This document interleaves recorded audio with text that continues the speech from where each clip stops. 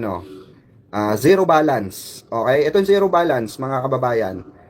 Ito napakalaking tulong sa sambayan ng Pilipino nito, ha. Ayan, oh. Babasahin natin tong balita na to. Bagong Pilipinas, zero billing sa mga ospital. Simula na. 'Di ba? Yan ba yung walang nagagawa? 'Di ba? Yan ba yung sinasabi nilang bumaba na? 'Di ba? Kung si Duterte nga halos walang nagawang ganito eh. Sa totoo lang, real talk lang ha. Sa panawagan ng publiko, agad nag-utos si Pangulo.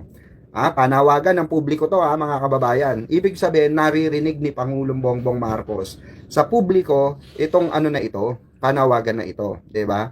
Publiko agad na pinag-utos ng ating Pangulong si Pangulong Marcos Jr., zero balance billing, zero worry. Hangarin mas mabilis at makataong serbisyo sa ospital. 'Di ba? Alam nyo rin po ba kung sino nagsulong niyan na isa sa senador? Na isa rin sa gustong-gusto kong senadora, Senador Risa Hontiveros. 'Di ba? Kasi kung maalala nyo, tinalakay ito.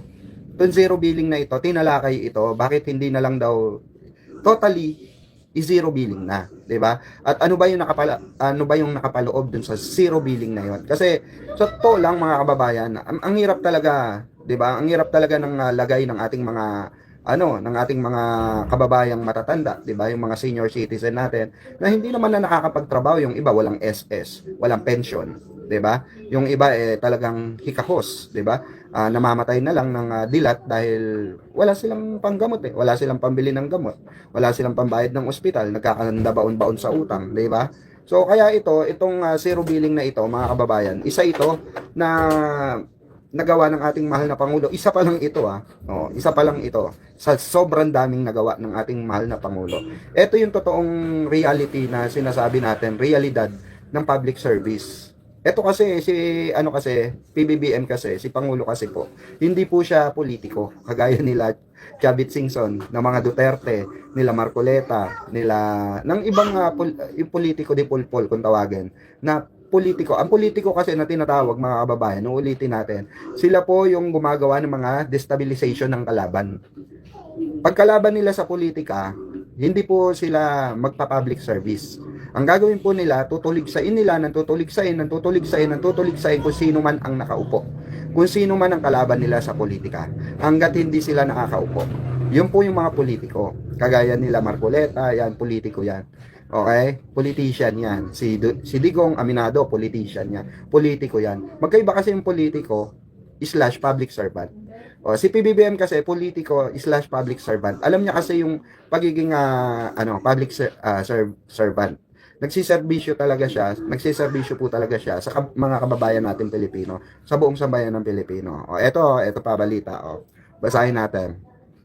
Noon, libo-libo ang gastos. Ngayon, bagong pag-asa sa bagong Pilipinas. Sa nakaraan, kahit may PhilHealth, kulang pa rin. May balance billing. May hidden costs or hidden charges pa rin.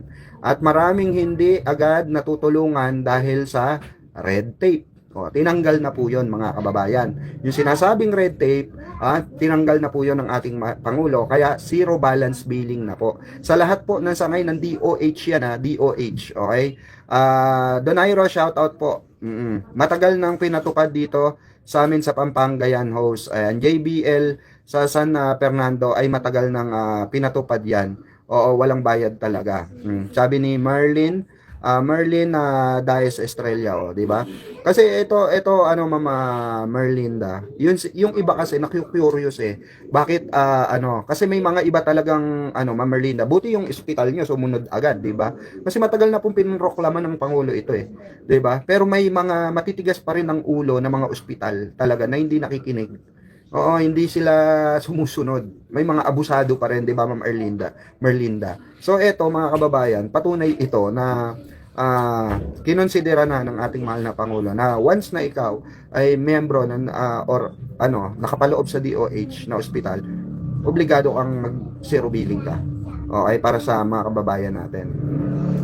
LGU's Hospital kasali na sa zero billing, di ba? LGU's Hospital meaning to sa mga public hospital, mga kababayan, sa LGU's sa mga barangay, mga kababayan. Kasali na sa zero billing sa ilalim ng Bagong Pilipinas, hindi limitado ang tulong. Level 2 at Level 3 LGU Hospital. Kasama na po. O, 'di ba? Napakagandang balita nito. Tapos itong mga gago na minuminuto na sila Chavit. Gustong pababain ito. Itong mga gagong mga Duterte, gustong pababain to. 'Di ba? Kasi bakit? Hindi naman nila kasi nagawa ito eh. Ni isa ba kay sa ano ni Digongyo may nagawa siya ng mga ganitong klase ng serbisyo publiko? Wala po. Wala siya nagawang ganito. Okay, PhilHealth benefits plus DOH funding. Ayan, complex cases at surgeries covered. Oh, ayan ha. Oh, naka ano na rito, paloob na rito kung ano yung mga kababayan. Ayan oh. Nakapaloob na diyan. 1 billion pondo para sa mga Pilipino. Kasi kung natatanda natin mga kababayan, ito yung tinutuligsa ni Amy Duterte. O, hindi na po Marcos yan, si Amy Duterte. Alam nyo bang itong para sa mga kababayan natin Pilipino? Okay, ayan po, yan. Yan pondo na yan mga kababayan. Tinutuligsa po ni Amy yan. Bakit daw napakalaki? Apaw-apaw daw ang budget na nilagay sa DOH. O, bakit daw apaw na apaw ang ibinahaging pondo dito para sa ospital? O, kung hindi ba naman tanga to si Amy mga kababayan? O, ang gusto niya mangyari, marami magkandamatay na tao, 'di ba? Wala siyang pakialam sa kasi ang gusto niya mga kababayan, yung iniimbestigahan na mga infrastructure sa yung mga flood control, yun po yung gustong mabigyan ng ng budget. Wag daw tapyasan, sabi ni Amy. O di ba gunggong? O, diyan nga nagkakaroon kasi ng anomalya. Pero si Amy Duterte mga kababayan, dapat daw hindi raw tinapyasan yung pondo ng DPWH. Samantalang nung una ang sabi nila, bakit? 'Di ba? Sila nagque-question bakit daw ang laki ng budget sa DPWH. Ngayon, tinanggalan na ng budget ang flood control. Tinanggal na ang flood control eh. O, hangga't hindi natatapos ang walang tawag dito, hangga't hindi natatapos ang issue sa flood control, wala pong magaganap na walang makakakuha ng mga flood control project. Okay? Oh. Kaya nagngangawa itong si Amy. Oo. Kasi mawawalan po sila ng racket nila Chavit Singson. 'Di ba? Hello boss BBM or hello boss BBM o PR